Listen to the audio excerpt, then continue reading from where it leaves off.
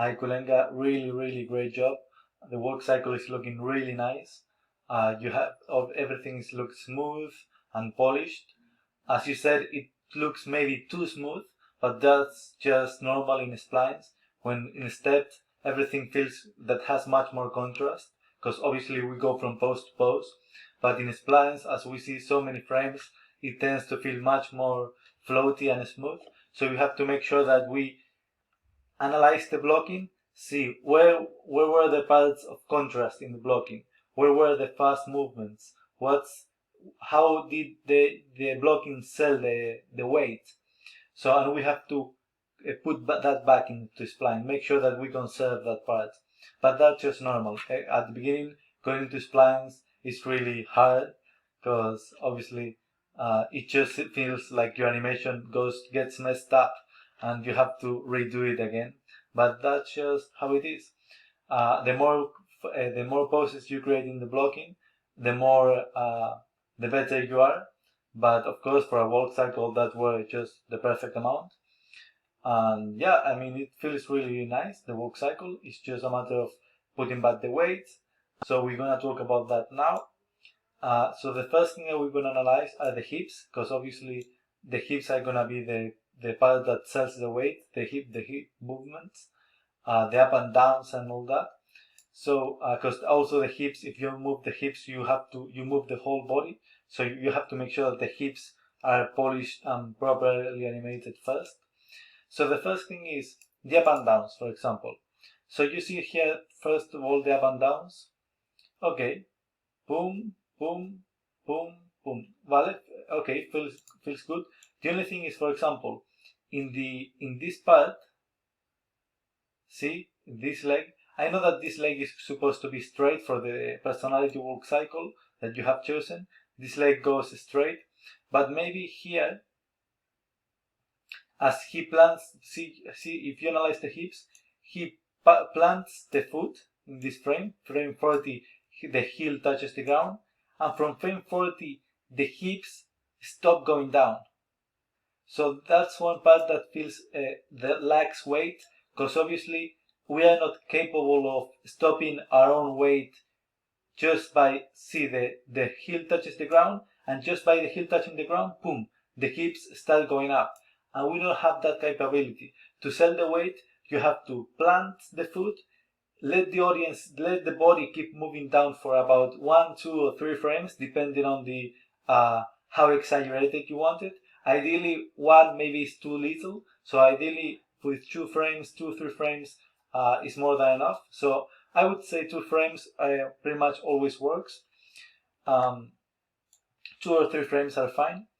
So what we want to see is, so probably if you have 3 frames, maybe 2 frames where they goes down faster, and the third frame is just the ease out, the easing of the movement. So in this frame, hips moving down, make the frame 40, hips keep moving down here. So here 40 is when the heel touches the ground. Frame 41, the hips keep going down, and frame 42, the hips keep going down for a couple of frames. That will allow, maybe we can see a little bit of bend on the leg as that happens, but obviously the most important part is that we see the hips keep moving down after he plants the foot. Okay, that's for the up and down. See, with the other leg is fine. With the other leg, we see the hips keep moving down after he plants the foot, so that's fine. And obviously you don't have to move the body as much as with the other leg. See how the body keeps moving down quite a bit with this leg, but as is a personality walk, maybe you don't want to move it as much, but we have to still see it going down a little bit. Okay, so for the next part is going to be the side-to-side movements of the hips. See how the hips move side to the other side, to one side, to the other side, to one side. So the timing of that is also really important. So for example, you have the contact pose here. He's already leaning into this leg to put the weight onto this leg, so to work, obviously. So what we're gonna see is after the contact pose, and he starts to plant readjust the weight onto this leg. then we're gonna start to see the weight of the body shift onto this leg. So we don't want to see the weight of the body shifting smoothly to the other leg, to the side to side. We don't want to see it smoothly. We want to see contact pose, boom, boom, boom, boom, three or four frames where the hips move, make the most of the movement to the side, to over that leg, and then we see a couple of frames, all that, where it's just the hips easing into the side. So we're gonna, if the hips are here, it's gonna be contact pose, boom, boom, boom. So we see small, big, small, smaller, smaller, smaller, smaller, smaller. So we're gonna see boom, boom, boom, boom, boom, boom, boom, boom, boom. So kind of like a pendulum. When it's in the middle of the movement, it's gonna be a bigger spacing, and then it's gonna be slowing down. So kind of like a pendulum, pretty much. Okay, that's the side to side. Then we also want to see the rotations of the hips. So for example, in here you see the hips are quite horizontal in the camera, obviously. In reality, maybe they are tilted down a bit more like that.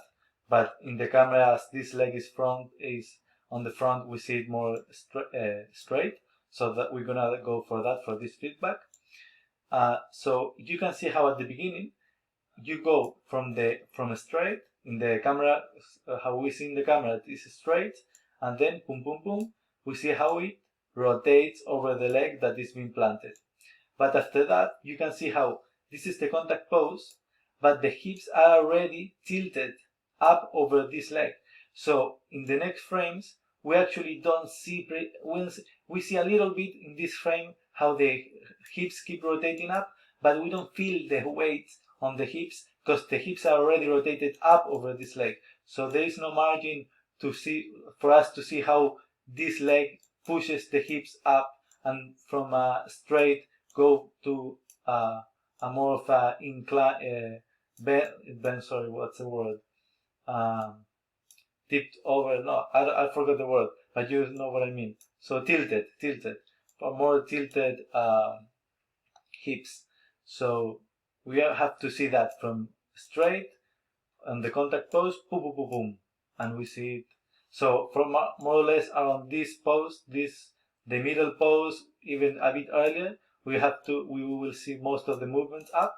So the first 3-4 frames, we're gonna see the hips rotate, and then just after that, we see, as you have it, the hips start to correct themselves, and boom, boom, boom. But you don't have to correct them as much, because as here you can see also, it rotates again a lot. So you can correct them until in this pose straight again, but not as rotated as they are now.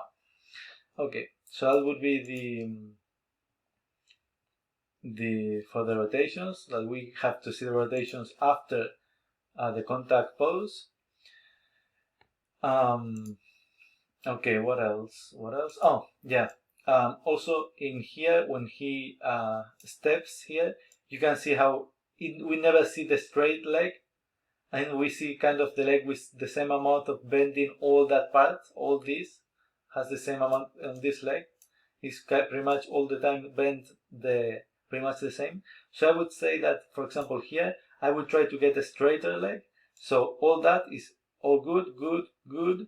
Here, get a straight leg, or even make the straight here, but make sure that we see at least a bit, like a couple of frames with a straight leg, and then maybe in this one you can start to, in this frame you can start to bend it like this. So this one would be good, and these two get more of a straight leg, so we actually see a bit more, so it's not bent all the time like that. It's appealing for the audience to see a straight leg.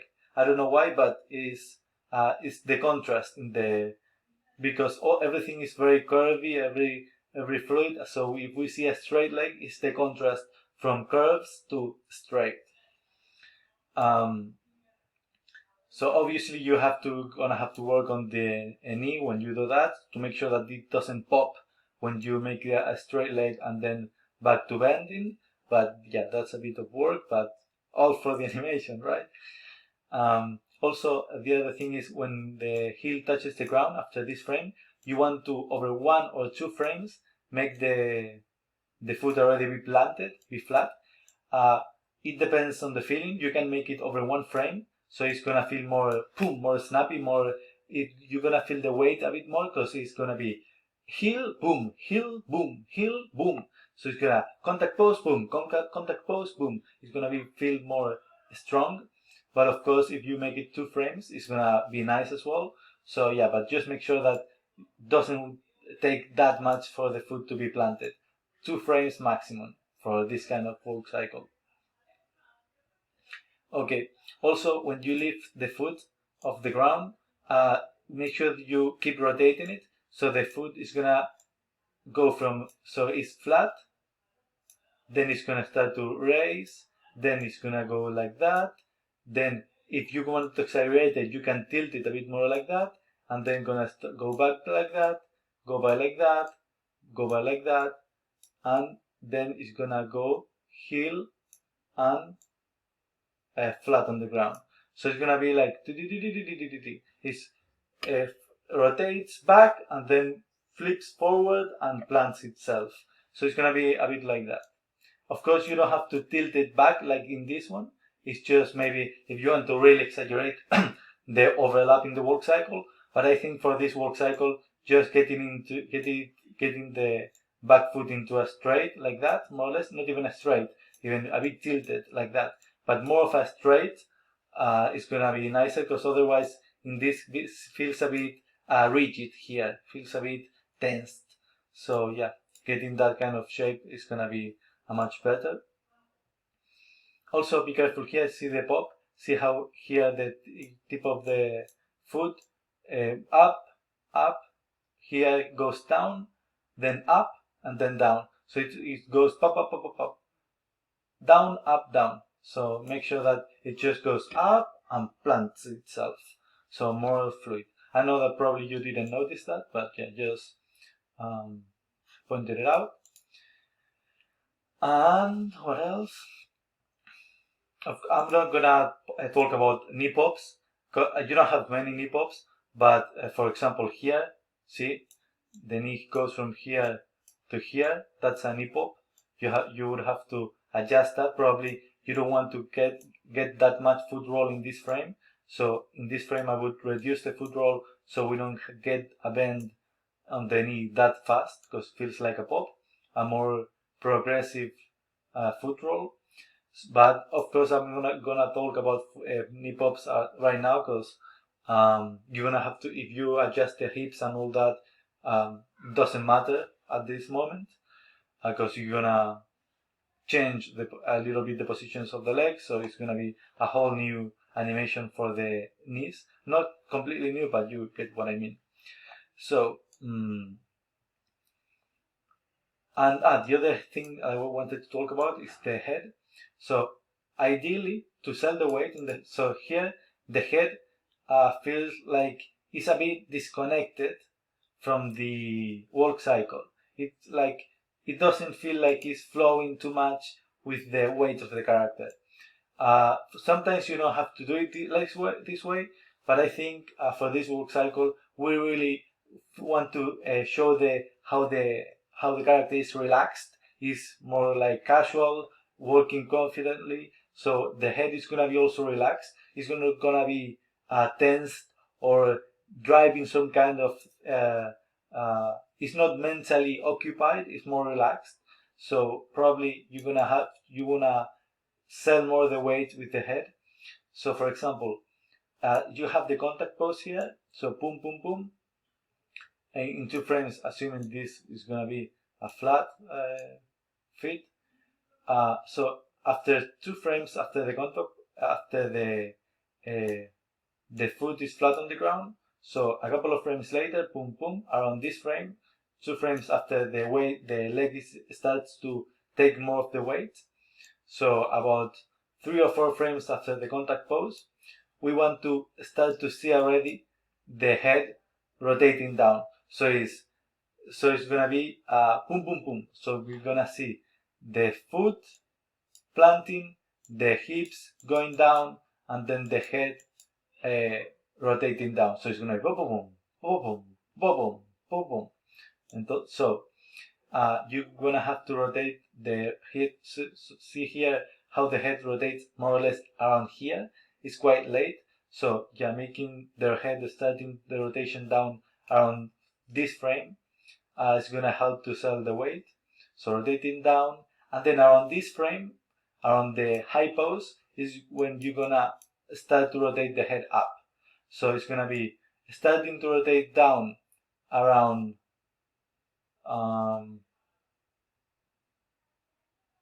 around this frame, around 3 or 4 frames after the contact pose, and starting to rotate up around the high pose.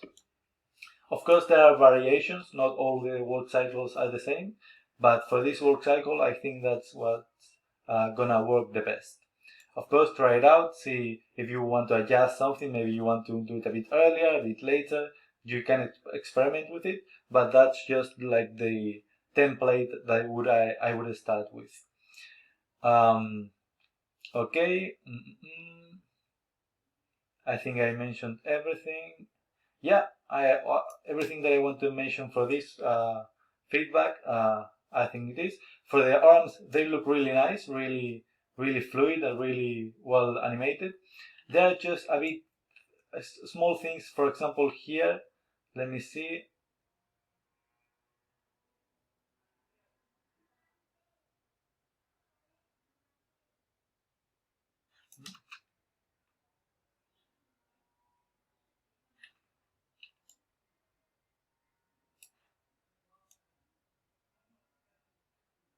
See here, maybe when the arm goes down here, maybe I would start to rotate the. Let me see 1 second more. Yeah, here maybe when the lower arm starts to rotate down, straighten the arm, but the upper arm kind of stays on the same place, all these frames. So I would maybe start to move it back a bit earlier. So you start to move it down back around this frame.